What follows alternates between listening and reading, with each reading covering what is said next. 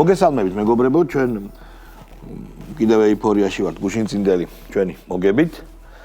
კარგი ვქენით რომ მოვიგეთ. ილოცავთ კიდევ ერთხელ ამ ფანტასტიკურ შედეგს. ვილაპარაკოთ ახლა მიმდინარე მოვლენებზე მსოფლიოში და ჩვენს ქვეყანაში.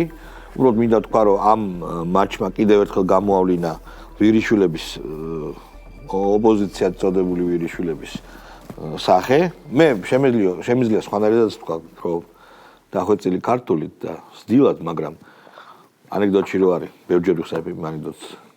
შორიდან გაუპატიურებას გავდა და ახლოს რომ მივედი ის რაც თქვიო, იმიტომ რომ როცა შენს ნაკრებზე ამბობ, რომ ზურგს შევაქცევ და მეგონი სოხებს უგულშემატკივრებო, ეს ვირიშვილობის გარდა სხვა არაფერია. კარგით, მაგათ თავით დავანებოთ, იმიტომ რომ სადაც არიან, სულაც ამის გამო არიან. ვილაპარაკოთ სოფლიოზე, ჩვენ ვხედავთ მცდელობებს ტრამპის ადმინისტრაციის, რომ მშვიდობა დაამყარონ უკრაინაში, ხედავთ ბიზანტიურ თამაშს პუტინისა, რომელიც აქებს ტრამპს, ელახუცება, მაგრამ ამბობს, რომ აიცით რა საჭიროა, უფრო მეტი გარანტიები, საჭიროა, რომ სადაზვერვო ინფორმაცია და იარაღი არ მიაწოდოთ, საჭიროა, რომ უკრაინაში შეწყდეს მობილიზაცია და მერე უკვე შეიძლება ნებისმიერ ცეცხლის შეწყვეტაზე საუბარი. ამავე დროს ხედავთ, რომ უკვე სუმის ოლქში არის გადასული რუსის ჯარი და იქ შეტევით ოპერაციებს აწარმოებს. ევროპას მინდა მივაპყრო თქვენი ყურადღება, ევროპა ანაცვლებს გლობალისტების არმიაში ამერიკის შეერთებულ შტატებს. მეცაც გეტყვით, იწყება ამერიკა ევროპის ფარული დაპირისპირება, ჯერჯერობით რაღა ფარული პირდაპირ დაპირისპირება უკვე ტარიფების ომი ამერიკის მიერ ჩახსნილი პროექტების ევროპაზე მიწებება, აი ერთ-ერთი ასეთი ევროპა პროექტი არის რადიო თავისუფლების და ამერიკის ხმის გადაკაჩვა ევროკავშირისკენ. ევროკავშირმა თქვა, რომ ჩვენ ამ რადიოებს მოუვლითო, იცით რომ ტრამპმა ჩახსნა დაფინანსებიდან, როგორც არაეფექტური, ესე თქვა მასკმა, რომ გიჟების სამოსახლო, გიჟები არიან, რადიკალი გიჟების სისულელებს ძახიან რადიკალი გიჟები იმ რადიოდანო. ნუ რა იყო, ეგ იყო პროპაგანდისტული საშუალებები, რომლებიც ამერიკის ინტერესის იმდენად კი არა, არამედ პროპაგანდირებდნენ ევროლიბერალურ, დებილურ რაღაც თეზისებს, იდეოლოგიას, LGBTQIR+ რაღაცა პოსტულატებს, რომელიც ამერიკის პრიორიტეტებში აღარ არის. მოკლედ, ევროპა ხდება ამერიკის საპირწონე ბრძოლა, ეხლა საინტერესო ბრძოლა გადადის უკვე იქით. ეხლა ამერიკის მდგომარეობა რაშია, ხო? ევროპა ებრძვის, რუსები რა თქმა უნდა ებრძვიან ჩინელები, გადაიმტერა კანადა, გადაიმტერა მექსიკა და ალბათ სამხრეთ ამერიკაც, გარდა არგენტინის გიჟი პრეზიდენტისა. ხო არ ვიცი, აქ როგორ იქნება ტრამპის საქმე? არ ვიცი. ჩვენი საქმე როგორ იქნება ამაზე თქვათ მერე და ეხლა დავიწყოთ აი ამ ჩემი ნათქვამი თეზისების ანალიზი. კი ბატონო, მოდი შალვა პირველ რიგში დავიწყოთ იმით, ანუ უკრაინაში რა ხდება. და რატომ მნიშვნელოვანია. პირველ რიგში ანუ დავიწყოთ იმით, რომ ამერიკის და რუსეთის პოლიტიკას თავისი ლოგიკა გააჩნია. რა პირველ რიგში გააჩნია ის, რომ ტრამპი ეხლა იწვნევს შედეგებს წინა ადმინისტრაციების. ანუ რას გულისხმობ, რომ აქამდე თუ ჩვენ შევხედავთ რუსეთ-უკრაინის და რუსეთ-ამერიკის და რუსეთ-ევროპის პოლიტიკას, ძირითადად ეს იყო პოლიტიკა, რომელშიც რუსეთს უბრალოდ ბანალურად ატყუებდნენ. ანუ სარგებლობდნენ იმით, რომ რუსეთი უფრო ესეთ რაღაცნაირი კაცური პრინციპებით გამოდიოდა, რომ ანუ რასაც ამბობდა, იმას აკეთებდა და ესენი არ აკეთებდნენ. სიტყვის პატრონი იყო თქო. ხო, მაგას გულისხმობ რა, იმიტომ რომ ეს, ნუ რა ვიხარ, ამას თვითონ უკრაინელებიც აღიარებენ, გასაგაი არესტოვიჩს და ეს საომსროთ, ჩვენო არასოდეს არ გვიფიქრე იმაზე, რომ რასაც ვამბობდით, იმას შევასრულებდით. მაგალითი აგერ არა გავს მინსკის მოლაპარაკებების მერე რა თქვა გერმანიის ლიდერმა და რა თქვა მემუარებში, ხო და არა რა თქვა იმას გერმანიის ლიდერმაც და მერკელმაც რა. მერკელს კანცლერს უწერია, მაშინ ყოფილ კანცლერს და ეს შალვა ძალიან უკვე ანუ როგორ არის რომ შეიძლება ვიღაცა მოატყუა ერთხელ ორჯერ, მაგრამ ხა ნორმალური სახელმწიფოები და ეს უკვე რეაგირებენ და აქედან გამომდინარე უკვე რუსეთი ძალიან პრაგმატულად და ცივსისხლიანად იქცევა და თან რაც თავარია ამ ომმა აჩვენა რომ ომი არის ის მდგომარეობა რომელშიც რუსეთი ძლიერია ანუ მთელი ეს სახელმწიფოებრივად ანუ რუსეთი ანუ უფრო კონკურენტუნარიანია საომარ რიტორიკაში ვიდრე მაგალითად სავაჭრო ეკონომიკურ და რაღაცა ტექნოლოგიურ დაპირისპირებაში იმიტომ რომ ომის შემთხვევაში ამ ქვეყანას ძალიან დიდი გამოცდილება აქვს ძალიან ტექნოლოგიურად ძლიერია და ომი ახერხებს რაღაცებს და აქედან გამომდინარე მათთვის უფრო მარტივია ომის გაგრძელების ვარიანტიც. ვისთვის? რუსეთისთვისაც. შესაბამისად მთელი ეს საუბრები როაც ამ 30 დღიან სხვა ზავზე და რაღაცებზე მათთვის არ არის პრობლემა. თუ მოახერხებს არა, უნდა, ეგრე არ არის, სანქციების მოხსნაც უნდა და ასე შემდეგ. მაგრამ არა, უნდა, შალვა. მაგრამ ეს არ არის ისეთი მნიშვნელოვანი როგორც უკრაინისთან ტრამპისთვის თუნდაც. ხო. მაგრამ თუ ისინი კიდევ ერთხელ მოტყუდებიან არა, მასე არ. ანუ ისინი ვერაუხსნიან უკვე ამას საკუთარ მართალია. მე რო ვკითხულობ ხა ტელეგრამებს, რუსულ ტელეგრამებს, ძირითადად მაგას ამბობენ რომ მეტი აღარ უნდა მოვტყუდეთ. რა თქმა უნდა. მეტი არ შეიძლება. შესაბამისად ეს არის ერთი მხარე ხა. მეორე მხარეს რაც შეეხება ევროპას, მე მესმის რატო აი თეორიულად რატო უნდა ევროპას რომ გახდეს მთავარი აგრესორი და მილიტარისტი. უბრალოდ აქ პრობლემა ის არის რომ მათი იდეოლოგია, ანუ ის რასაც თითქოს მათ ჯერათ და ეს მილიტარისტულ აგრესიული რიტორიკა ერთმანეთს ძალიან აცდენილი გამოდის, იმიტომ რომ ანუ მე რაც გულშავა ანუ ეკონომიკაც, იმიტომ რომ ანუ მათი იდეოლოგიიდან გამომდინარე ძალიან რთულია დაარწმუნოს საკუთარი მოსახლეობა რომ ისინი წავიდნენ საუბრად.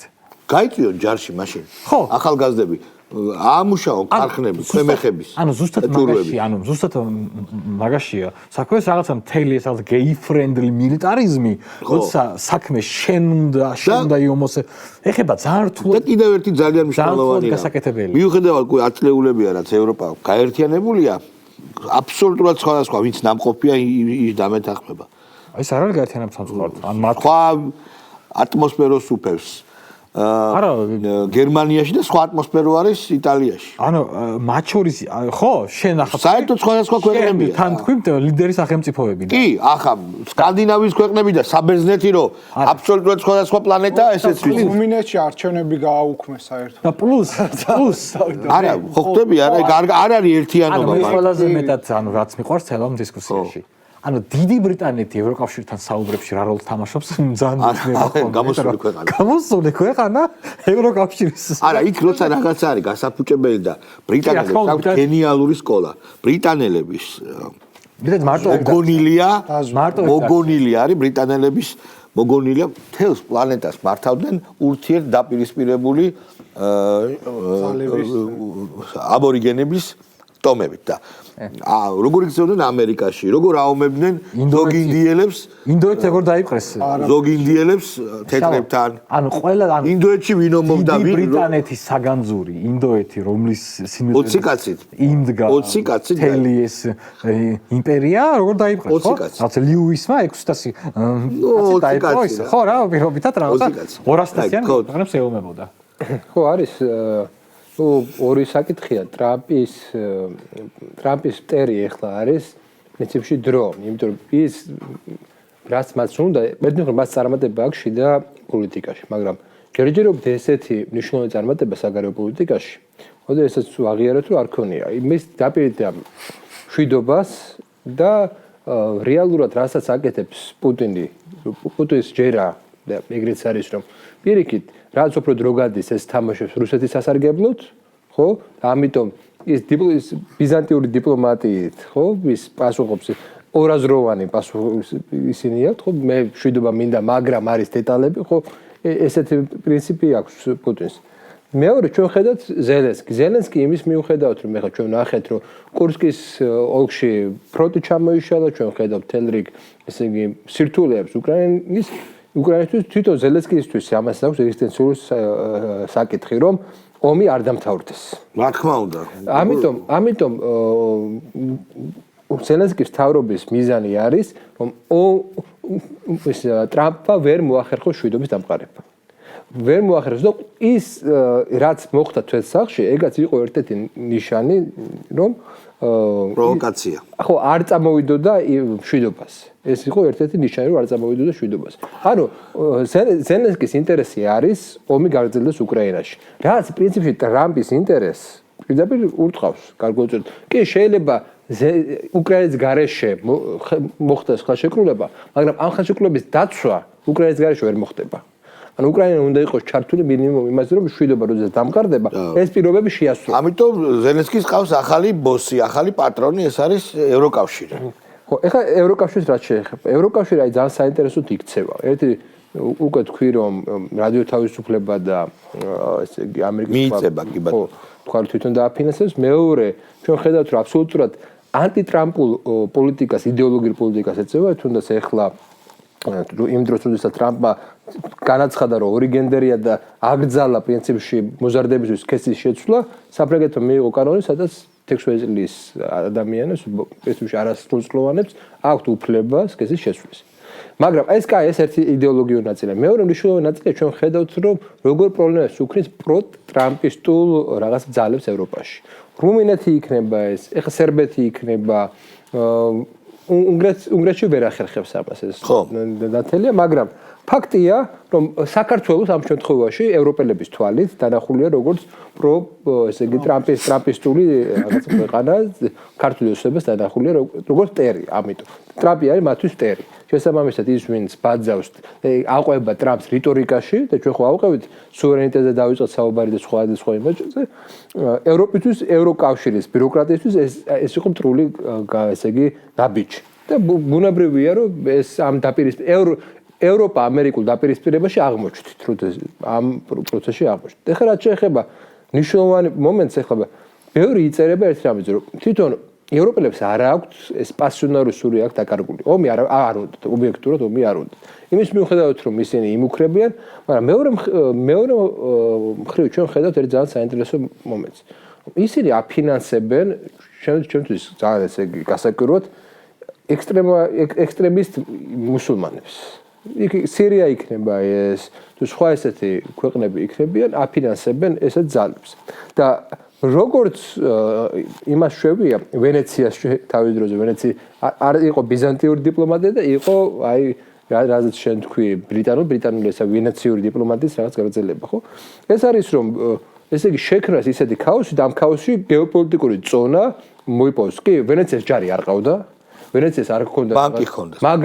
მაგრამ მას ჰქონდა ბანკი და ესე იგი ინტრიგები. და ვაჭრობას ფლობდა ძალიან კარგად და შესაბამისად ვაჭრობის გარდა მე დარწმუნებული ვარ, ყველა ვენეციელი ვაჭარი მზვერავიც იყო და მარკო პოლო იყო ერთ-ერთი პირველი აგენტი. ამიტომ რაც არ უნდა საერთოდ იყოს, ჩვენ ხედავთ ესეთ რაღაცას, რომ ყველაზე ისეთ ძალებს, რომელსაც უნდათ ომი, რომელსაც უნდათ ქაოსი, რომელსაც უნდათ რაღაც ესეთი დესტრუქციული ძალები, რატომღაც მათ უკან ადრე იყო USAID-ის დაფინანსება და ეხლა ესეთი შტაბეჭდილება არა პრინციპში სირიის მაგალითზე ეგ არ არის მარტო შტაბეჭდილება, ესა ფაქტი, ხო? ხედავთ რომ ევროპა მაიღო ეს როლი, ესეთი ძალების დაფინანსების. ოღონდ ევროპამ როგორმა ევროპამ? აი ბიუროკრატიულმა ეს რომელსაც თვითონ აქვს გარკვეული საფრთხეები უკვე. ეხლა თუ მაგალითად ხმის მიცემის უფლებას ჩამოართმევენ ორბანს, რომელიც ძალიან ცუდად ექცევა მათი გადმოსახედიდან, ეხლა ბოლო გუშინ დაუბლოკა ხო რაღაც რეზოლუციის მიღება უკრაინის დახმარების. ეგ უნდა შეძლონ, ეგ უნდა გააგდონ რაღაცნაირად ორბანი ან სხვათა შორის არის ესეთი ნაწარმოები, ველბექს აქვს ისლამურ საფრანგეთს, რომ როგორ ხდება ეტაპობრივად ნელ-ნელა სეკულარული, მულტიპოლარული, მულტიკულტურული პოლიტიკის შედეგად, როგორ ხდება ევროპის ისლამიზაცია.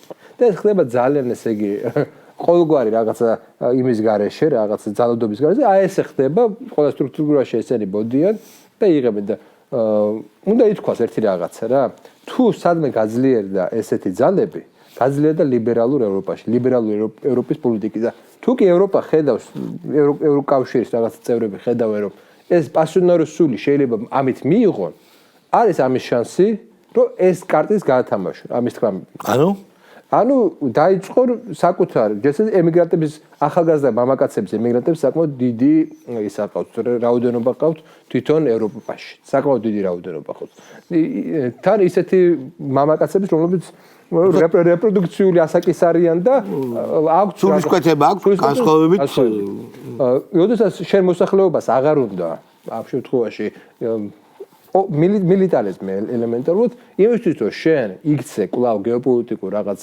ძალას შენ გჭირდება რაღაცნაირად გადაწყობა.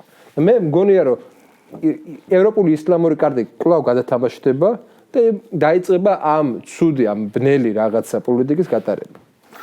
ლიბერალ ფილოსოფოს კარლ პოპერს აქვს ესეთი თეზისი, ეს არის ტოლერანტობის პარადოქსი. რაც გულისხმობს რას, რომ ანუ თუ შენ ითამაშებ ტოლერანტობის კარტებით ბოლომდე, შენ უნდა იყო ტოლერანტული არატოლერანტის მიმართაც, ანუ შემწყნარებელი იმის მიმართ, ვინც არის არაშემწყნარებელი.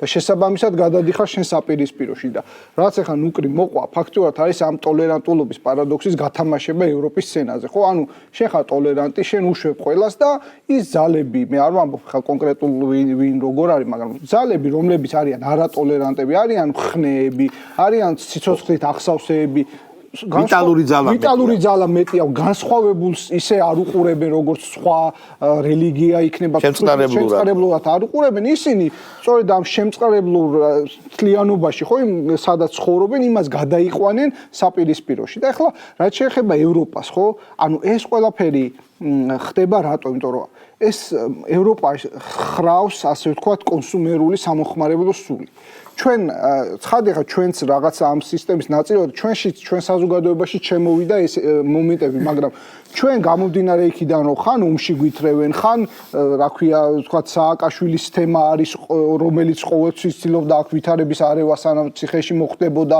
ანუ ჩვენში ამის მიუხედავად ეს ვიტალობა რადგან ამ ეგზისტენციალურ ყევებში ვარ ჯერჯერობით არ დასუსტებულა ხო არ დასუსტებულა ტრადიციულ საზოგადოებაში და პირიქით ლიბერალები გვებრძვიან და უნდათ რომ გადატრიალება მოახდინონ მაგრამ დაჯარიმება არ დაჯარიმება ანუ ზუსტად აი სწორად ანუ ერთადერთი ერთადერთი ქვეყანაა სადაც რევოლუციას ვებრძვით ჯარიმს დანარჩენი არაფერი არ არის საჭირო თან ეფექტურად არა ხო და მეტი არ არის საჭირო ანუ ეს რას ნიშნავს ესე იგი ზუსტად აი ეს კონსუმერული ჯარიმის კი საკმარისია რა ზუსტად აი ეს რო ვთქვით აი კონსუმერული სულია რომელსაც უნდა თავისთვის განცხრომა მოხმარება და არა და ცხოვრებისეულ მომენტებს არ აქცევს ყურადღებას მაგრამ მაინც ეს ცხოვრება და ეს აკაკუნებს კარებზე და ერთ-ერთი დამკაკუნებელი არის რუსეთი ხო მაგალითად და ამისთვის მათ ჭირდებათ ეგრეთ წოდებული ნაიომნიკები და პროქსი ქვეყნები მაგალითად ისეთი როგორც არის უკრაინული ნაციონალიზმი რუსეთსაც იგივე პრობლემა ისლამური მაგრამ რუსეთმა თუ მიაქციეთ ყურადღება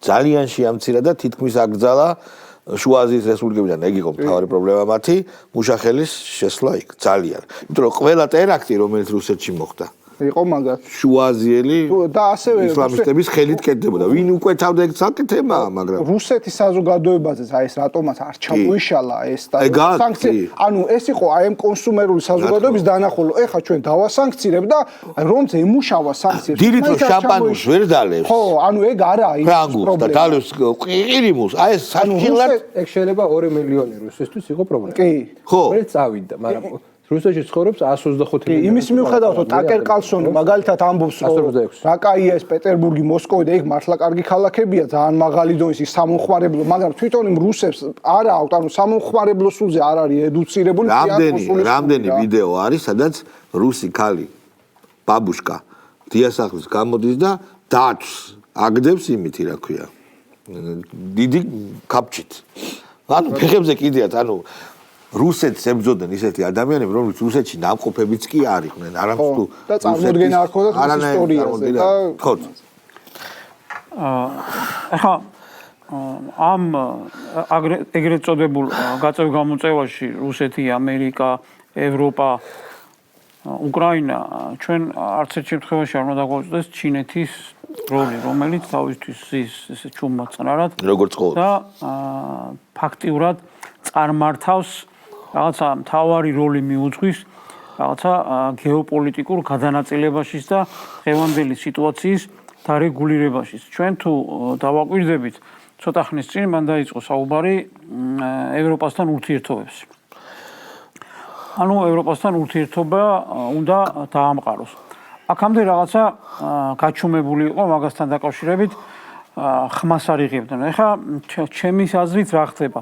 როდესაც პუტინისა და ტრამპის ურთიერთობის რაღაცა მეტნაკლებად დათბობასავით შენიშნა და მიხვდა რომ ტრამპი პუტინს უთმობს, ასე ვთქვათ, რაღაცა დათმობაზე მიდის და ძალიან კარგად მიხვდა და ყველა მიცის რომ რა შეჭირდება ახლა ტრამპს პუტინთან ურთიერთობის დალაგება. იმიტომ რომ აგერ ყველაზე საშიში ამ შემთხვევაში ამერიკის შეერთებული შტატებისთვის არის ნომერ პირველი, ასე ვთქვათ, მტერი არის ჩინეთი. ეს რუსეთი არის რაღაცა ირიბად ჩინეთს ურტყავენ რუსეთთან ურთიერთობით და უნდა რომ ჩინეთს გამოაცალოს ხელიდან ძალიან ძლიერი მოკავშირე. ანუ ჩინეთი და რუსეთი ეს არის მოკავშირე, რომელიც ყველას და ყველაფერს გადაწყვეტს. და დღეს რუსეთის მართვის ბერკეტები ხელში ჩაუგდეს ჩინეთს. ეს გააკეთა არა პუტინმა, არამედ ბაიდენმა და ევროპის ქმედებებმა. როდესაც მინიმუმ ის რესურსები, რომელიც რუსეთს აქვს, რომელიც მასში იყიდებოდა, ევროპაში იყიდებოდა, ხო?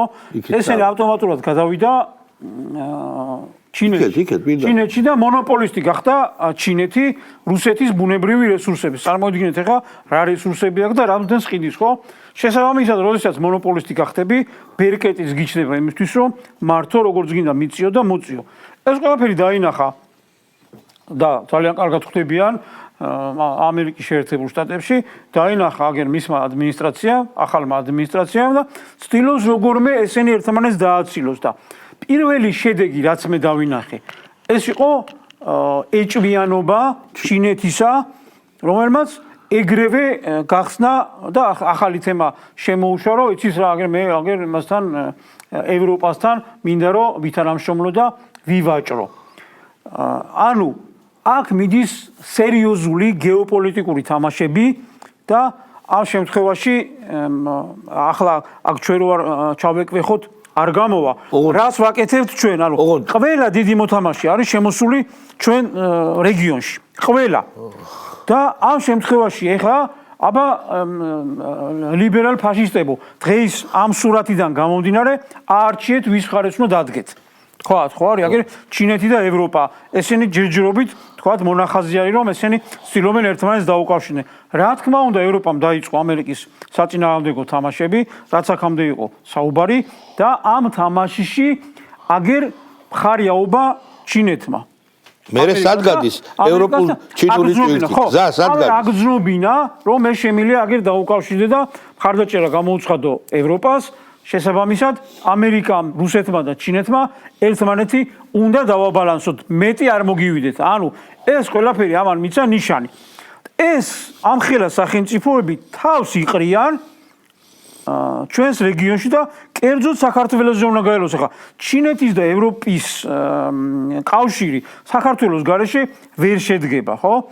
ამერიკის და რუსეთის კავშირიც ან რაღაცა ამერიკა, რუსეთი, ჩინეთის ურთიერთობას ჩვენს გარეშე, ანუ ვაჭრობას გულისხმობ, ეს ვერ შედგება. ვერაფერი ვერ მოხდება. ანუ ჩვენ ამ დროს რას ვაკეთებთ? ჩვენ რა თქმა უნდა ვზივართ და ჩვენი პრაგმატული პოლიტიკიდან გამომდინარე წყნარად და მოვლენებს ვაკვირდებთ რა.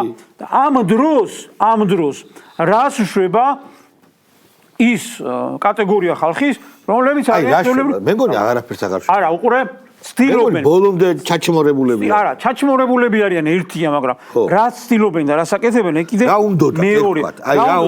რა უნდათ და ეხლაც რა უნდათ. ხო, ნუ ეხლა არ გამოვუვართ. არჩევანი, ხო, პირდაპირ ხო გააკეთეს არჩევანი, რომ რაღაცა ამერიკა მორჩა, მაგათთვის გახდა ევროპა მთავარი. იდეოლოგიური მტერი და შესაბამისად აგერ არის მთავარი არის ევროპა. ევროპის ბედი და იღბალი როგორ წარიმართება და საით წარიმართება, ესეც დამოკიდებულია ამ დიდ სახელმწიფოებზე. ეხლა მაგას დიდი ანალიტიკოსობა და ფილოსოფოსობა რა თუნდა, როგორც კი დალაგდებიან მაგალითად რუსეთი, ამერიკა და ჩინეთი, ევროპის ბედი იქნება დამოკიდებული ზუსტად მათ გადაწყვეტილებებზე. მათზეც არა, ამერიკაზე იქნება პირდაპირ დამოკიდებული. საკმარისია რამოდენიმე ტარიფებთან დაკავშირებით ეკონომიკას თავზე დააქცევენ ამ იმას, რა ქვია, ევროპას. და არ იყო დაქცეული თუ იაფი ენერგეტიკა არ მიიღო რუსებისგან დაერხევა ბოლომდე. რა თქმა უნდა, იქ ამერიკას ნავთობსადენებიო. აგერ ჩინეთს აქვს და აგერ რუსეთია, ხო? ფაქტიურად მოქცეულია ევროპას შუაში. ამიტომ მე წინა გადაცემაში ვთქვი, ეხლა ევროპამ დაიწყო ბანკოსავით რაღაცა თამაშის დროს, როდესაც ბლეფაობენ და რაღაცა უპირისპირდება ამერიკას, რომ ამერიკა სოფლიოს აჩვენებს, რომ მე რაღაცა გავლენები მაგ ძალა. სინამდვილეში არაფერი არ არის დღის მდგომარეობით, მას არანაირი ძალა, არანაირი ბერკეტი და არანაირი გავლენა არ აქვს. უბრალოდ ცდილობს ეს დაანახოს როგორ იცი, რომ აი მაგალითად 10 ადამიანი რო არის და პოკერს რო თამაშობ და ცუდი კარტი რო გაქვს და პოკერს იქით გადავიდეთ, რო შევეცდები, რომ თქვენ რო დაგანახოთ ჩემი ძალა და ყველაზე სუსტი რო დავჩაგრო რა.